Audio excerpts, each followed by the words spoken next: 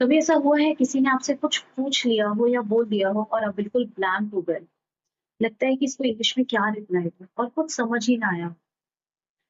Don't worry, ऐसा होता है। इसीलिए आज की वीडियो में मैं आपको सिंपल पोलाइट लाइन्स जो आप हर सिचुएशन में यूज़ कर सकते हो विदाउट एनी प्रेशर, वो बताऊँगी। देखो, इंग्लिश में अटकना बिल्कुल नॉर्मल है, सबके साथ होता है।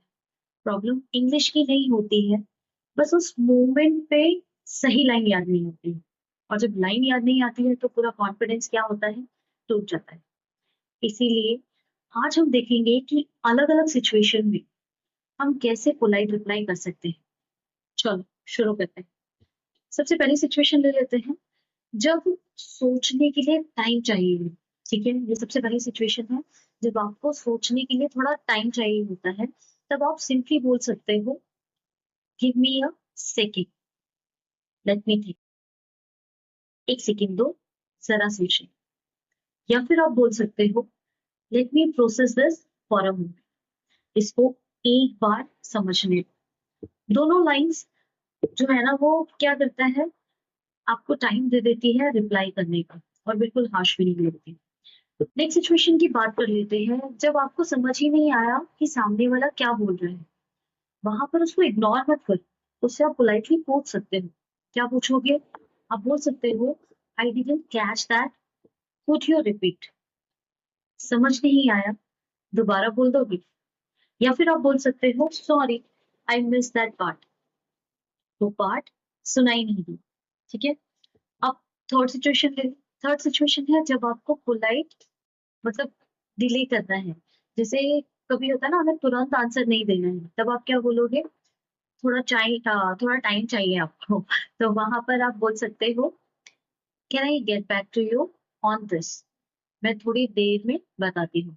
या फिर आप बोल सकते हो कि let me check and tell you, check करके बताती हूँ। अब यहाँ पर क्या है, आपको समय मिल जाएगा।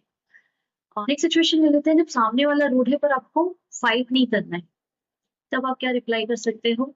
आई understand your point, let me think about it. मैं समझ रही हूँ, सोचने दो। या फिर आप कह सकते हो, that's interesting, let me reflect on it. Interesting है, थोड़ा सोचने दो। अगली सिचुएशन पे आ जाते हैं। कई बार क्या होता है ना कि मुझे ना एग्री करना है और ना डिसएग्री करना है। अब वहां पर मैं क्या बोलूं? तो वहां पर हम बोल सकते हैं, आई सी दैट मेक सेंस। समझ आया, बात सही लग रही है। या फिर आप कह सकते हो, got it, thanks for sharing. ठीक है, बताने के लिए शुक्रिया।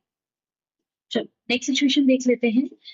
जब आपका ना ओपिनियन अलग हो, सामने वाले से आप एग्री नहीं कर रहे हो, डिसएग्री वहां पे करना ना आपको मुश्किल लगता है, तब आप कैसे बोलोगे? I see it differently, but I understand your point. मेरी सोच अलग है, पर मैं आपकी बात समझ रही हूँ। या फिर आप बोल सकते हो, I respect your view, but I have another thought. आपकी बात का सम्मान है, पर मेरी अपनी एक अलग सोच। Now we will come on next situation, जहां अचानक से कोई सवाल पूछ ले।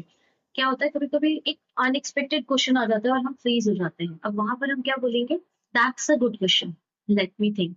अच्छा सवाल था, सोचने दो। या फिर आप बोल सकते हो, I haven't thought about that, give me a moment. इस बारे में कभी सोचा ही नहीं, एक सेकेंड दो। इंग्लिश परफेक्ट होना जरूरी नहीं है, पर आपका कॉन्फिडेंस परफेक्ट होना बहुत जरूरी है। ये लाइन आपको वही कॉन्फिडेंस देती है। नेक्स्ट टाइम जब आप स्पीचलेस हो जाओ, फ्रीज मत होना, इन लाइंस को यूज कर लें। ठीक है?